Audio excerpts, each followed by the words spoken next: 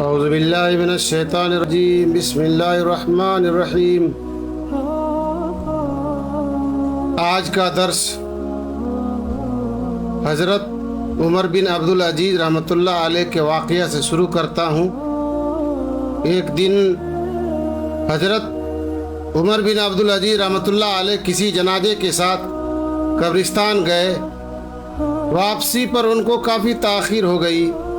جب وہ دیر سے واپس تشریف لائے تو ان کے مصاحبین، ان کے ملنے جلنے والے دوستوں نے پوچھا، امیر المومنین آپ اتنی دیر سے واپس کیوں آئے؟ تو انہوں نے جواب دیا کہ جب میں میت کو دفنانے کے بعد واپس لوٹ رہا تھا تو قبر نے پاؤں روک لیا اور قبر نے زبان حال سے آواز دے کر کہنے لگا، اے عمر بن عبدالعزیز، کیا تم جاننا نہیں چاہتے کہ میں نے تمہارے دوستوں کے ساتھ، تمہارے بھائیوں کے ساتھ، تمہارے مہمانوں کے ساتھ کیا معاملہ کیا ہے؟ تو میں نے کہا، ہاں بتائیے، آپ نے میرے دوستوں کے ساتھ، میرے بھائیوں کے ساتھ، میرے رشتہ داروں کے ساتھ کیا معاملہ کیا ہے؟ تو اس قبر نے زبان حال سے جواب دیا، اے عمر بن عبدالعزیز، میں نے ان کے کفن کو پھاڑ دیا، ان کا جسم کو، گوشت کو ہڈیوں سے الگ کر دیا، میں نے ان کے ہتھیلیوں کو ان کے ہاتھوں سے جدا کر دیا، میں نے ان کے بازوؤں کو ان کے سانوں سے الگ کر دیا، ان کے گھٹنوں کو رانوں سے الگ کر دیا، اور میں نے ان کے جسم کے ہر حصہ کو الگ الگ کر کے کیڑے مکوڑوں کے لیے چھوڑ دیا۔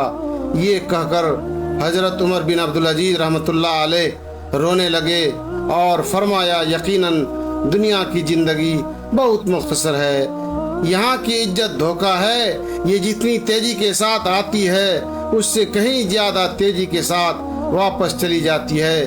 یہ دنیا کی زندگی تمہیں دھوکے میں نہ ڈال دے۔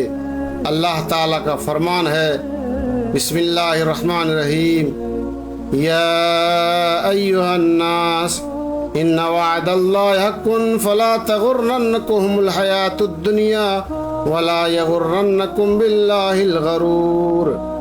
اے لوگو، اللہ تعالیٰ کا وعدہ سچا ہے، پھر تمہیں دنیا کی زندگی دھوکے میں نہ ڈال دے، اور تمہیں اللہ کے بارے میں دھوکے باز شیطان تمہیں دھوکے میں نہ ڈال دے۔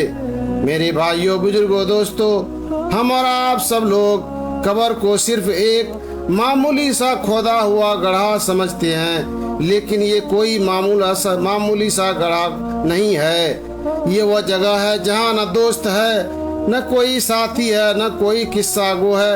یہ وہ جگہ ہے جہاں بڑے بڑے حکماء و فقہاء، محدثین، مفکرین اور دانشوران بھی آتے ہیں۔ یہی وہ جگہ ہے جہاں حقیر، فقیر، مسکین اور جلیل و خوار لوگ بھی آتے ہیں، اور سب وہی ایک کفن اور تھوڑی سی کافور لے کر آتے ہیں۔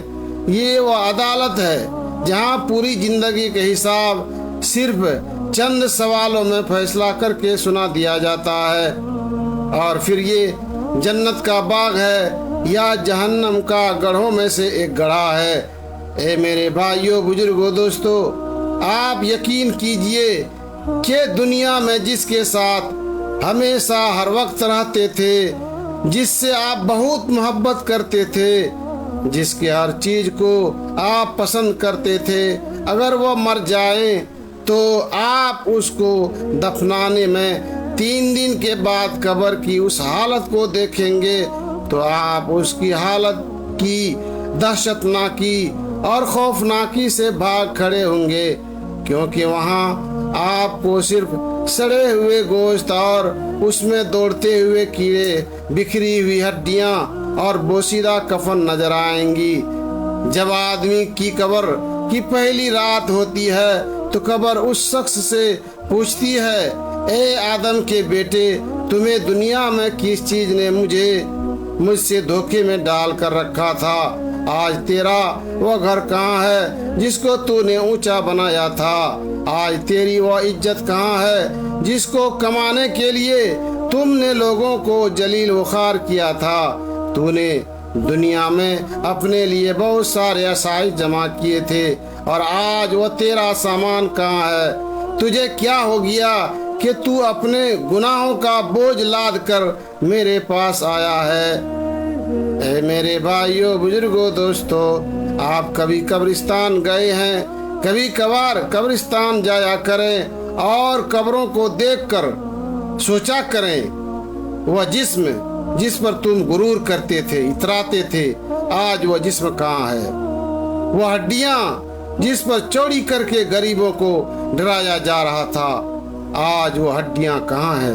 वह चमड़े जिसको घंटों बैठकर संवारा जा रहा था, आज उन चमड़ों पर कीड़े मकोड़े पड़े हुए हैं।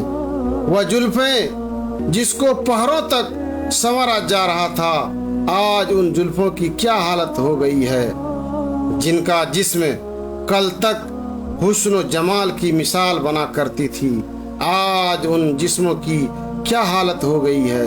दांत बाहर आ गई है, आंखें उबली पड़ी हैं, गोश्त हड्डियों से उतर चुकी हैं।